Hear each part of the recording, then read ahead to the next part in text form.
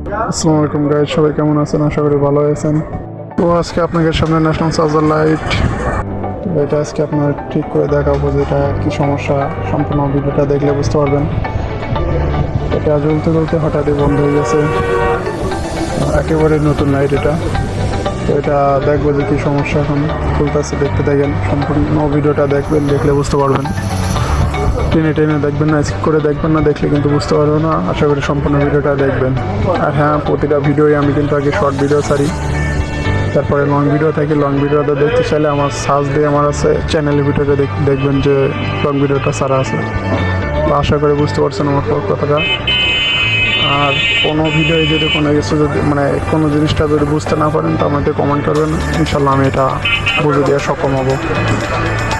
তো আশা করি দেখতে থাকেন, দেখলেই বুঝতে পারবেন যে কী সমস্যা। আর হ্যাঁ, ভিডিওটা আশা করি সম্পূর্ণটা